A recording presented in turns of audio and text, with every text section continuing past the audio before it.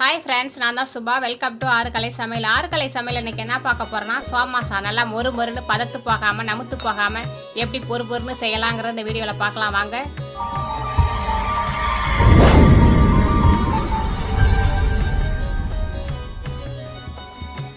சோமாசா செய்கிறதுக்கு தேவையானதெல்லாம் எடுத்து வச்சுருக்கேன். மைதா மாவு 1 கப்பு, ஒரு பெரிய அகலமான பாத்திரத்தில் போட்டுக்கோங்க, அப்போ தான் பிசைகிறதுக்கு வசதியாக இருக்கும். நான் எடுத்து வச்சுருக்கேன்.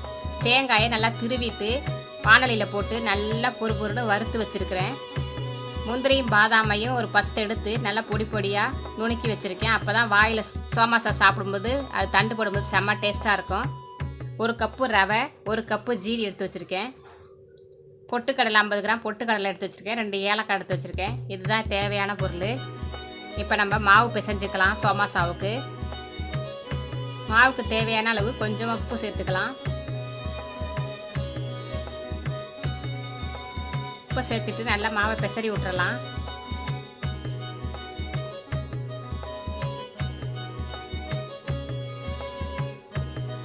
இப்போ கொஞ்சம் கொஞ்சமாக தண்ணி ஊற்றி மாவை பிசைஞ்சுக்கலாம்.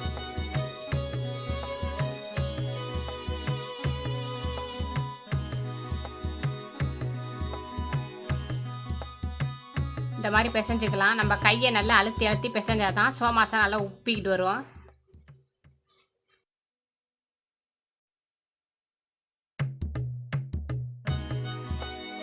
இப்போ கொஞ்சமாக எண்ணெய் சேர்த்துக்கலாம்.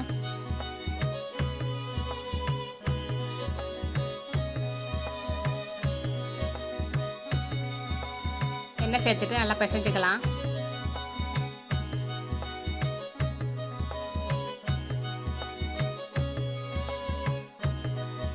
நம்ம கையில் பிசைஞ்சது பத்தாது, வீட்டில் இருக்கிற மத்து இல்லாட்டி உலக்கை அந்த மாதிரி எடுத்து நல்லா மாவை நம்ம கையில் இருக்கிற தெம்பு வரைக்கும் குத்தி நல்லா மாவை பிசைஞ்சு எடுத்துக்கலாம்.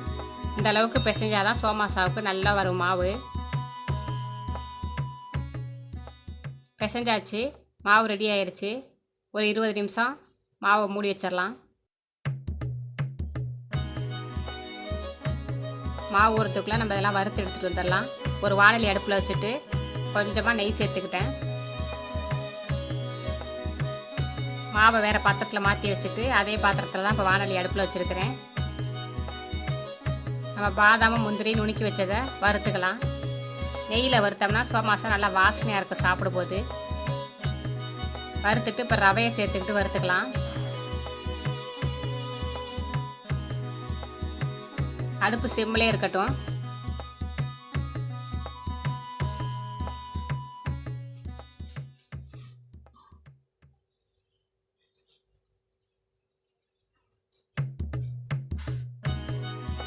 ஏற்கனவே நம்ம வறுத்து எடுத்து வச்சுருக்க தேங்காய் அதில் சேர்த்துக்கலாம்.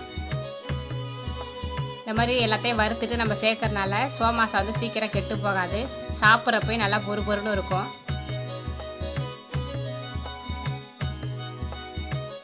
எல்லாத்தையும் வறுத்தாச்சு. ஒரு பவுலில் எடுத்து வச்சுட்டு அடுப்பு ஆஃப் பண்ணிவிட்டு அதே சூட்டில் பொட்டுக்கலையை பொறுன்னு வறுத்துக்கலாம்.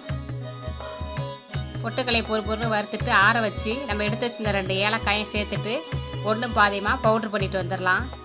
வறுத்து வச்சுருந்ததெல்லாம் ஒரு பவுலில் போட்டு வச்சுருக்கோம். அந்த பவுல்லே இந்த ஜீனியையும் சேர்த்துக்கலாம். சேர்த்துட்டு கிளறி விட்டுக்கலாம். தேங்காய், ரவை, பாதாம், முந்திரி, ஜீனி பொடி பண்ணி வச்சுருந்த பொட்டுக்களையும் அதில் சேர்த்துக்கலாம்.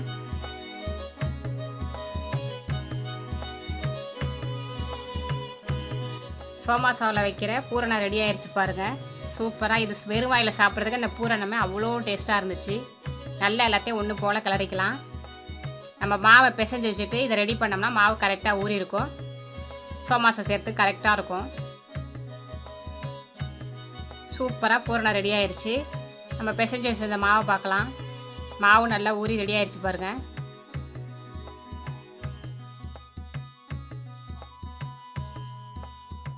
இப்போ சோமாசா எந்த அளவுக்கு நம்ம செய்ய போகிறோமோ அந்த அளவுக்கு தகுந்த மாதிரி சின்ன சின்ன உருண்டையாக எடுத்து மாவை உருட்டி வச்சுக்கலாம்.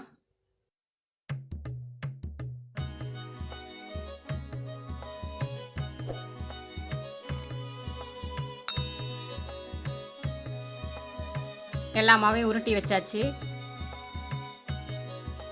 சோமாசாவுக்கு நம்ம தேய்ச்சிக்கலாம். மைதா மாவு கொஞ்சமாக எடுத்து தரையில் தூவி ஒரு உருண்டை எடுத்து அந்த மாவில் நல்லா தொட்டுட்டு நல்லா தேய்ச்சிக்கலாம். எந்த அளவுக்கு நம்ம நைஸாக தேய்க்க முடியுதோ அந்த அளவுக்கு தேய்ச்சிக்கலாம்.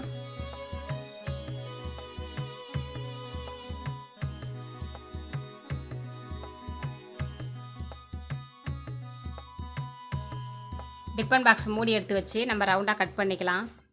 அப்போ தான் எல்லா சோமாஸும் ஒரே அளவாக இருக்கும், இல்லாட்டி பெருசு சின்னதுமாக இருக்கும். இந்த மாதிரி கட் பண்ணி எடுத்துடலாம். மீதி மாவை நம்ம எடுத்து வச்சுருந்தா அதுக்கப்புறம் உருட்டிக்கலாம். அதை இப்போ ஒரு பவுலில் தண்ணி வச்சுட்டு சுற்றி நம்ம தண்ணியை தொட்டு வச்சுக்கலாம். அப்போ தான் பூர்ணம் வெளியில் வராமல் நல்லா மூடி வச்சிடலாம். அதுக்காக சுற்றி தண்ணியை தொட்டு வச்சாச்சு. இப்போ பூர்ணத்தை எடுத்து தேவையான அளவு எடுத்து வச்சிடலாம்.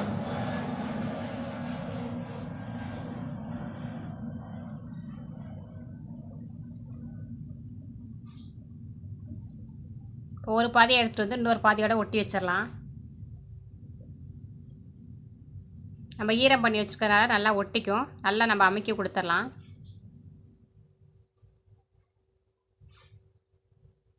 சோமாசா கரண்டி இருந்துச்சுன்னா சுற்றி கரண்டியை வச்சு டிசைன் பண்ணிக்கலாம். சோமாசா கரண்டி என்கிட்ட இல்லை, அதனால் போக் ஸ்பூன் வச்சு நான் எப்படி செய்கிறேன்னு பாருங்கள்.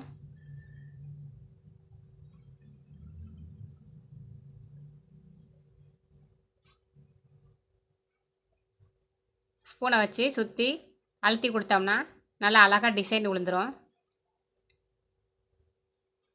பூரணமும் வெளியில் வராது.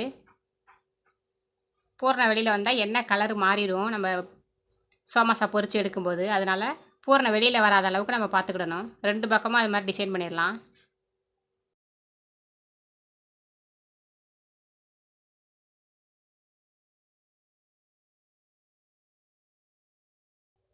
சூப்பராக ரெடி ஆயிடுச்சு பாருங்கள். இதே மாதிரி எல்லாத்தையும் நம்ம ரெடி பண்ணி வச்சுக்கலாம்.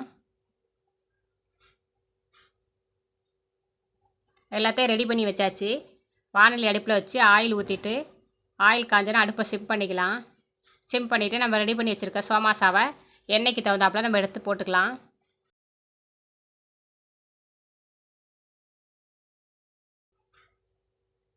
நல்லா உப்பி வரும். இந்த பாருங்கள் எப்படி உப்பி வந்திருக்குன்னு. உப்பி வந்தோன்னா நம்ம திருப்பி திருப்பி விட்டுக்கலாம். அப்போ தான் எல்லா பக்கமும் ஒன்று போல் செவந்து வெந்து வரும்.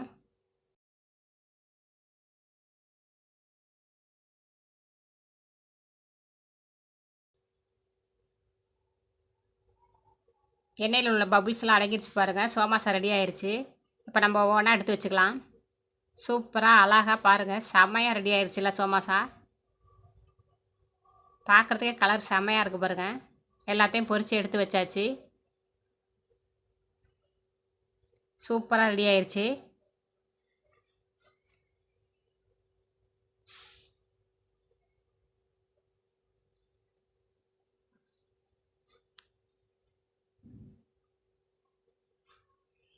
நான் சோமாசா உடச்சி காமிக்கிறேன் பாருங்கள், எப்படி பொறு உடையுதுன்னு பாருங்கள். உடச்சி காமிச்சிட்டு அதை சாப்பிட்டு காமிக்கிறேன். சூப்பராக இருக்குது பாருங்கள். சாப்பிட்றதுக்கு நல்லா மொறு இருந்துச்சு. எவ்வளோ ஈஸியான வேலை பாருங்கள். சோமாசா சுடுறது சிரமமே இல்லை. கண்டிப்பாக இந்த வருஷம் தீபாவளிக்கு நீங்களும் சோமாசா செஞ்சு பாருங்கள். வீடியோ பார்த்ததுக்கு தேங்க்யூ. இந்த வீடியோ உங்களுக்கு பிடிச்சிருந்துச்சுன்னா லைக் பண்ணுங்கள், ஷேர் பண்ணுங்கள், சப்ஸ்கிரைப் பண்ணுங்கள். கூடவே அந்த பெல் பட்டனை அமுக்கிக்கோங்க.